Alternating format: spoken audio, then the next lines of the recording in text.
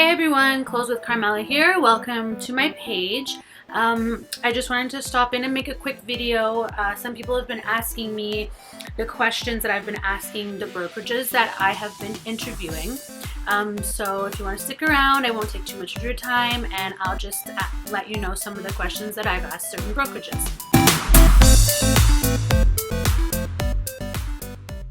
So, I guess, over halfway through my course. I am in Sim 1 right now. I started my brokerage interviews in the middle of C3. Like everyone's different. I say the earlier the better, because each interview you go to, you're going to learn more things about brokerages. You're going to learn more things about being a real estate in general. And in fact, whoever is interviewing you, you're going to take at least I did, you're going to take little tidbits and little pointers from them to ask the next brokerage that you interview. So it's basically, I would do as many interviews as possible. I have 7 booked, and I've already done, I think, 4 or 5. Some specific questions that I personally ask is, when you're interviewing brokerages, they're going to be the ones who are like mainly talking. So they're going to already answer a lot of the questions that you may have had. This is what I started with. I just wrote notes in my phone. So when I usually do Zoom meetings, of course, because COVID and everything that's going on. So I just referenced my phone.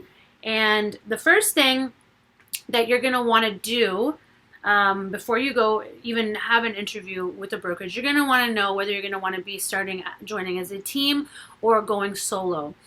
I at first didn't even really know you could even do teams or anything like that when I first started studying the program. However, as going forward, learning more things about real estate, studying and everything like that, I learned that it would probably be more beneficial for me in particular to join a team. So that's one thing that you're going to want to figure out first. Do you want to be with a team, or do you want to go solo, or do you want to eventually run a team? You got to take in things like your confidence level, or do you have enough motivation to carry a team, or do you want to learn from team members and gain mentorship and things like that? That's why I want to join a team. I personally don't care about splitting my commission with team members, because I believe that the mentorship is much more valuable than going in it alone. Hats off to anybody that goes in it alone, and there are plenty successful realtors that go in alone and do quite well. Me particularly, I just want to join a team. I want to be motivated by the team. I want to have healthy competition. I think it's just a few heads are better than one. Eventually I might go on my own.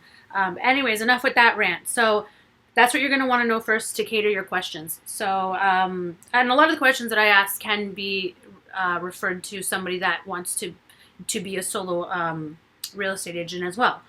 So I would honestly, definitely, if you can, try to meet with whoever is interviewing you in person. If you don't get a vibe with them in the initial Zoom call, I know everyone doesn't have time to go meeting everybody anymore these days, but if you don't get an initial click with them over the actual call, I guess maybe not waste your time, but I would definitely go meet with people and catch the vibe.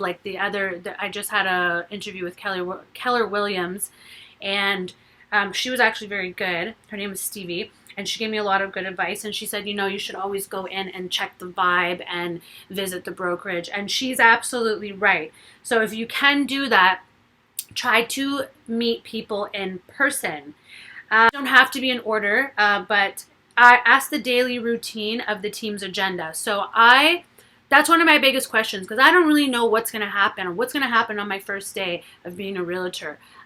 So basically, some people will say, okay, from 9 to 10, we'll do role playing, we'll do script reading, and from 2 to 4, we'll go door knocking, and then we'll have this, and we'll have office meetings, and this and that. So I just want to know what a typical day of working in a brokerage is like. As a new agent, I would like to know that. So another question that I feel is important is their market share. Where do they have their market shares? So where are the brokerage's preferred areas? I personally, I want to be in Richmond Hill, where I have lived for the majority of my life, and the surrounding area of York Region.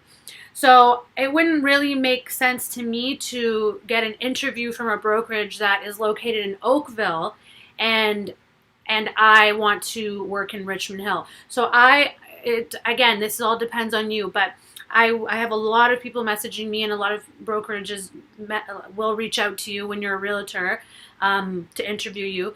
So, I mean, I've had some people, again, from far places where I just had to say, you know what, thanks, but I'm going to try to go with my preferred areas first. So I've gotten brokerage interviews from my surrounding areas. They're not like 1 hour, 2 hours away. So you can narrow it down like that. But again, my question is, how much market share do you have in those areas? Like, how much houses do they sell in Richmond Hill or Newmarket or Aurora or wherever you want to be based in, Toronto? The support system. So that's very big for me. So I definitely ask about what kind of support system is offered to a new agent, especially. Is it going to be 24/7, 365, or is it just going to be 9 to 5, where you have to actually go into the brokerage, wait for the administration to get the broker ready for you, and then you have to maybe make an appointment with them, or is somebody available by phone? Or do they have a system set up where you can go online and ask any question you want? Say you're doing a deal and you're in an open house, or you're at a listing and you have no idea about a question. I want to know when I can get support, if I can get it right then and there as a new agent, because that, of course, is important. Next question. What are the costs associated with training, and what kind of training do you provide? Is it online? Is it business meetings where you have to actually drive all the way to the brokerage and sit down and do a meeting, conference calls, et cetera, et cetera? So the training is really big for me. I've heard some brokerages only have maybe one training a week, and then some have several a day. So that's very important to me, because as a new agent, and even as an existing agent, you're going to always want to be upgrading your skills. So I want to know right off the bat what kind of training programs there are, and if there's costs associated with that. Mentorship. So who are the mentors? If you could even maybe talk to like one or two of them, I mean, that would even be helpful as well. Again, I hear a lot of stories that people get mentors and they rave over the moon about them, and then apparently when they get them, they're not so easy to get a hold of, or they're not as helpful as they might have thought they were. So with mentorship, again, who are the mentors? Can you talk to them beforehand, before you even sign on with them? And are the mentors being compensated? So if the mentors are being compensated, which I'm sure in some brokerages they are compensated, I would like to know that, because again, maybe there's more of a motivation for them to be helping you, et cetera, et cetera. And what happens if your expectations of the mentor aren't met?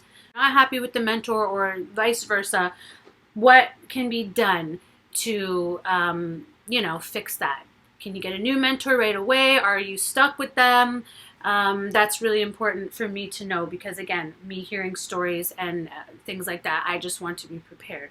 The expectations of me. So what are your expectations of me? How many homes would you like me to sell? Would you like me to be in the office every day to show my face? Things like that. So expectations of me is good, because then you're asking an open-ended question, and then maybe more things can come out that you didn't possibly even know to ask. Ask about the relationship with the broker. That, I agree, that's very important, because you want to know if that brokerage is a team player. If you need help, if you need a question asked, are they there? Are they available? How's their attitude?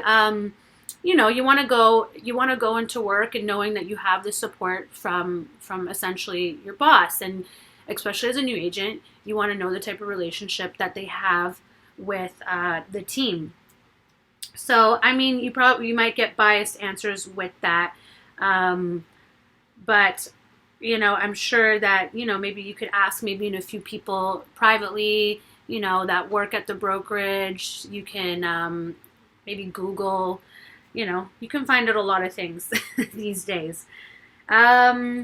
Okay, and the costs associated with desk fees, commission splits, cap rates, royalty brokerages, I realized that a lot of the desk fees are different and a lot of the costs are different. So, for instance, EXP, so they're a cloud-based brokerage, meaning that they're not brick and mortar, so everything is online essentially. They do have offices if you need to use them for like fax, or like if you do need to have a meeting. I think they have them stationed all over. I think there was one in Markham, just my adjacent town to where I live from Richmond Hill. Ultimately, they're a cloud-based brokerage. Their desk fees are pretty reasonable. I know they are lower than Remax and Keller Williams, and I think all of them, obviously, because they don't have overhead. So what that means is they don't have the big fancy Keurig coffee machines in the office, and they don't have the office altogether. So the desk fees with EXP are lower, and they provide a lot of training programs that are pretty decently priced. I can make another video with prices and things like that. Again, I am just, I want to get all the information from all the different brokerages first. Do they have a cap rate? So that means when you, like a commission split. So say it's a 70-30 split with your brokerage. Is there a royalty fee on that on top of the commission split? So there's all these things, these hidden things that you want to ask for about that. Cap rate is if you sell a certain amount, say if you sell a few houses, maybe 2 or 3 houses, and the cap rate is $18,000, and then you get 100% of your commission. So you're going to want to ask things like that, and of course training programs and everything like that. For marketing, a big one for me was online marketing. I am not so tech savvy, so that is definitely something that I want major help with. So do they have programs like that? A, are they updated? B, and C, what are the ongoing associated costs with things like that, signage and everything like that, marketing in general? Okay, this is longer than I thought. I'm sorry, guys. Okay, so this is something that I haven't asked yet, but I'm going to ask this to the next interview that I have. What percentage of its professionals have been in practice less than 3 years and more than 5 years? So you're going to want to know how many people have been, and I know the 90%, 80% of realtors quit within the first year to 24 months of being a realtor, which is sad, unfortunately.